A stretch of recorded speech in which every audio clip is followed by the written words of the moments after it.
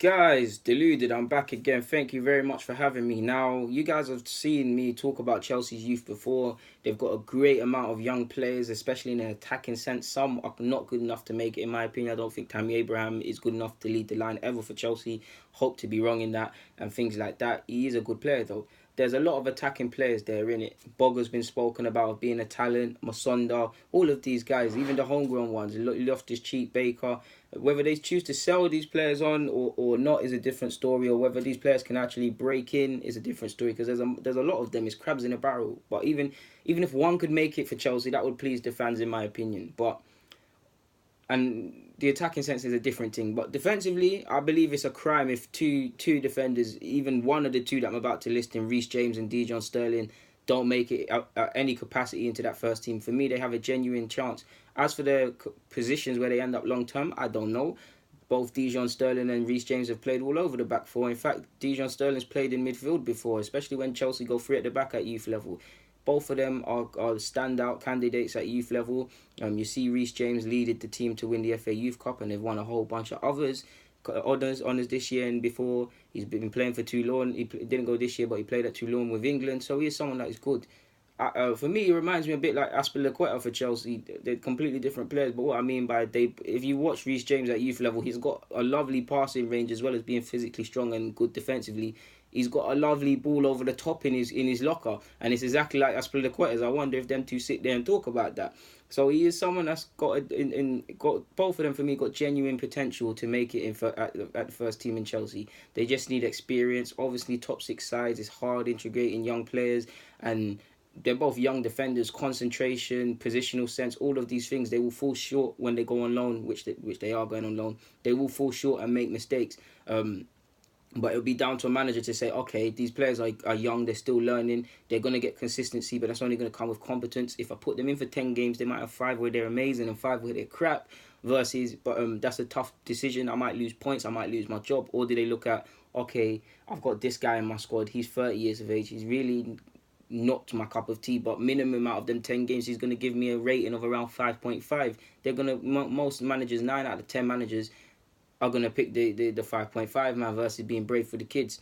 So yeah, they're both 18 turning 19, so it's a pivotal stage in their career. Not in the sense that if they don't impress at this loan spell, their Chelsea career is done. No, in the sense that you need to make levels now. Youth level is too easy for Chelsea as a whole. It's too easy for them as well. So they need to test themselves. They're both very good physically. They need to go where they're going to get bullied, which they will in definitely Reece James in the Championship at some point, and Dujon Sterling's in League One. We need them to get bullied. We need people to. They're both if they both play fullback at some point on their loan spells, especially Sterling.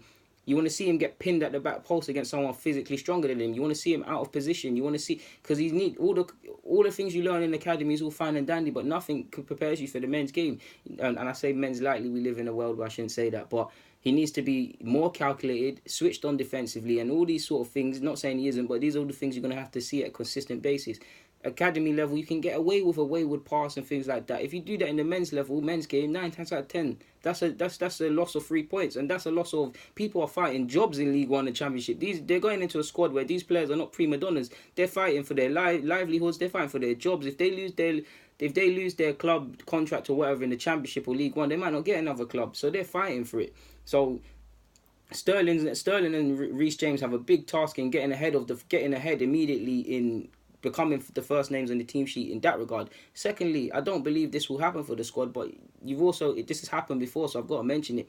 Obviously, if these two players come from Chelsea, everything's nice, and then they go for these clubs, the Coventry and Wigan, which I should have said respectively. If they go to these clubs, some of the players might think, these guys ain't serious. They don't really care. They're going to be off back to Chelsea next year and things like that. We might lose our jobs. There's a scope of becoming alienated like that. So they have to. Again, I'm reaching with that one, but with that, they're going to have to fight to convince that they're here to fight for the respective campaign and pulling for the collective, as on which they both really will do. James in the Championship, that's a good move. Dujon Sterling, I felt he could have done Championship as well, but them man, their club, people know their club better than me. League One, Dujon Sterling's gone to Coventry. Dujon Sterling, better yet, has gone to Coventry. So we'll see what the future has, man. But for me, I'm happy for them. They both turn 19 later this year, I believe. In fact, I don't know. They're born in October and December, respectively. They're both turning 19 this year. So yeah, man, it's a good step in the right direction for them, to be fair. And at youth level, immediately for Chelsea, there must be two players at fullback that on either side that didn't get much of a look in. Well, they're both on the right hand side. Well, Reece James could play everywhere, so it's a bit of a madness. But either way, there's now two spots opened within the youth side for players to step up now, so they can.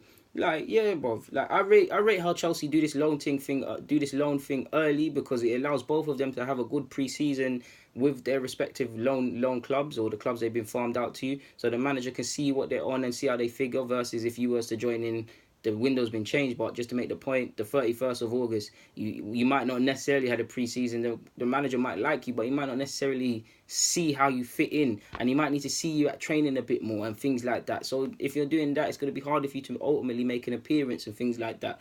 So we'll see how it goes. Either way, they're two fullbacks I rate highly. They're both versatile, can play a number of positions. They're both 18, turning 19. As Wenger says, if you're not ready to start at 19, you never will be. So it's pivotal. It's not the be-all and end-all in their footballing journeys, or specifically to Chelsea, but it's time where they now got to make a next couple moves now. It's no longer this Chelsea were badding up everything, winning everything. They now need to go and develop in the men's game, where they're starting again from zero, in the sense that at Chelsea, if you're at all academies, if you're in fact in football in general, 9 times out of 10, if you're playing amazing, you're gonna start. But it goes back to zero. Within reason, Wigan and Coventry, if I'm the manager, I couldn't give a crap what you've won at Chelsea, what you've done at Chelsea, how good you were at Chelsea. You need to earn my trust, my respect. I need to be able to know that I can slap you in on a cold, wet night where we need to take 3 points, and you're gonna give me your full ability. That's what they need to do now, and that's the biggest challenge for them now. Hopefully they do that, they have a good campaign, they come back feeling bigger, feeling better, feeling more confident in regards to breaking into Chelsea and things like that. They'll probably go on two in total, another loan spell after this, and build upon that, but you never know. I believe they both got a genuine chance of making first team at Chelsea, but that's been said for a lot of players. They're defensive prospects. All they're missing is experience, in my opinion. They're homegrown. They know what the club's about. They're fucking amazing, in my opinion.